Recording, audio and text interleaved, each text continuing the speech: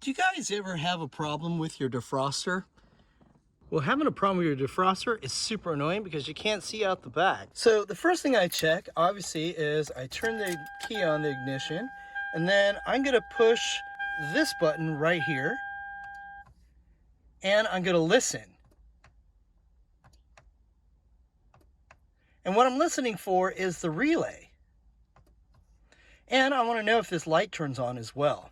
So let me show you guys where the relay is. The relay is up underneath this panel right here. So I'm gonna go underneath and show you guys exactly where it is. So check it out. Here's the dead pedal right here. And this is the kick panel on the left side. And if we scroll up just a little bit, you can kind of see the body module right here. And this guy right here, that right there is the relay for the rear defroster. So that's the one that does clicking. So if you're real quiet, let me just hit the, you could hear it, there we go.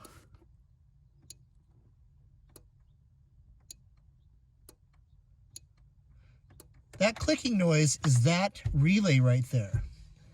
So let's say that the relay isn't clicking. What does that mean? So let's look at the diagram and let's work it out real quickly here. So here's the coil on the relay. So that means that if this fuse is blown right here, that 7.5 amp gauge, that guy right there, that won't allow this thing to click. Also, if this switch right here, this one right here, if that switch is broken or the line that goes to the relay is broken, it won't allow it to send ground to the relay, so you won't hear it click. Also, the relay could be bad. If this coil is broken inside, then it won't click. But again, you have to have 12 volts and you have to have this ground from the switch for it to work. So those are the issues you gotta check. So check the line from that guy, make sure this fuse is good, and then if it's still not clicking, that means that the relay's bad. So if you don't hear that relay clicking, you gotta check the fuses. So there are a couple fuses, well, there are 3 fuses in here that have to do with the rear defroster. The first one is this eye up, that 7.5 down at the bottom right there.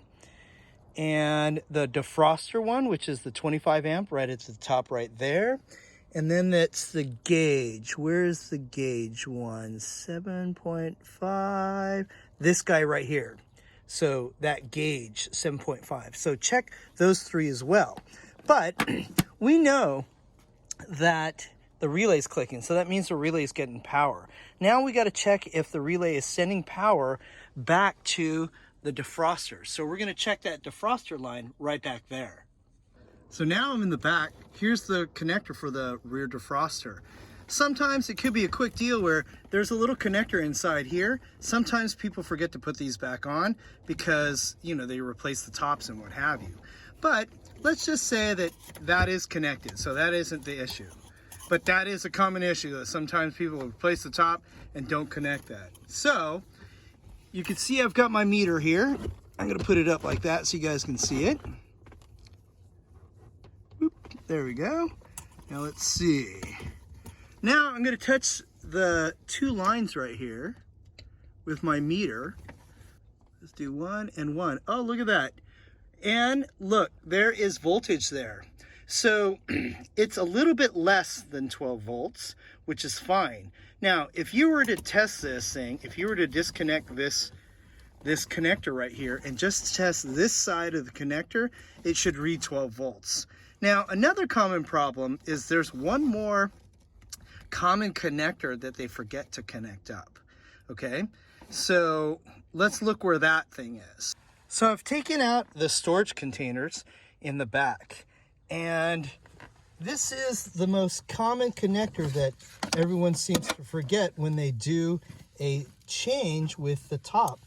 You can see here that the lines are white with a black stripe on it. That's the one on the left. And then the one on the right is the black. Black is actually the power. And then white with black is actually the ground. And I believe the ground is just right around the corner right over here. So make sure this is connected. Now, there can be an issue with the rear defroster. So how do we check that? And obviously there are all these lines are connected here. The rear defroster is really just a big resistor. And when you connect power to it, it creates heat, and then that's what gets rid of all the condensation. So to check the rear defroster, you have to do a continuity check, which means you have to release this connector right here. So I just took the liberty of releasing this connector. It's just a common connector, comes apart. This section, this one right here is the one that's obviously connected to this guy right here. So to do this test, you must disconnect this connector. And now what we're gonna do is we're gonna check continuity in the actual window defroster. So I've got my meter over here and it's set to ohms. And so I'm just gonna connect this guy into this connector right here.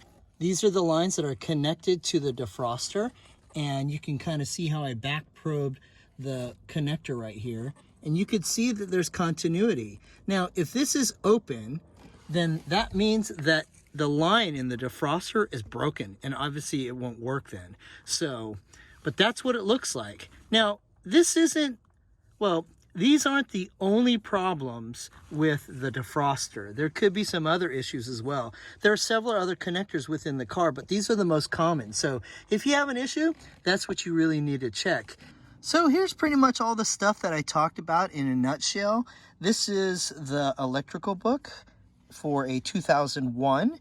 It's the same for all of the different years. It's page 140. You can kind of see all the different stuff right here. So here are the three, 1, 2, and 3. Those are the fuses we're talking about. Here's the actual defogger window. And then there is a connector. This one and this one are the connector that's right next to the window. And here's the relay right here. You can kind of see those things coming in right there. I never identified where the noise filter was, but typically that one's not a problem. And then let's see here. This is the switch right here. That's the switch that turns on the relay. So you can kind of see that this is the ground side of it. So when you hit the switch, it sends a ground to the relay, and then it gets power from this 7.5 amp gauge. And then that clicks this little switch over, and that sends power to the actual defroster. So see, once this thing clicks over, it uses power from the defroster line, goes through this relay, through this junction connector, and it goes all the way over to here. And then that's what turns on your rear defroster. And then that power goes through this defroster line through the window, and then that's the resistor, and then it goes to ground, which is the white with the black. Pretty cool. All right, well, that's all I've got. Hope you guys have a good time with this thing, and I hope this helps you guys out. This is AJ with Relentless Racing. Stay relentless, and I'll see you on the track. Ah, yes, a working rear defroster. You know your rear defroster is working when you can see your other MR2 Spyder through the rear glass. Are you guys still here? So check this thing out. So this guy is kind of short, and probably the hardest thing about this job is connecting these two back together. You kind of have to stuff it through this little sleeve right here. And once you stuff it through the sleeve, you kind of have to stretch it so that way it'll make it all the way up to the top. And, you know, you barely can get it through there. I mean, you can kind of see it popping through right there. That's all you get. And then you're going to have to use your other hand and then put this guy onto it. You kind of have to hold it in here and then push the thing in with your other hand and snap them together. But anyway, hope you guys have a good day. Thanks for hanging on to the video. Please subscribe.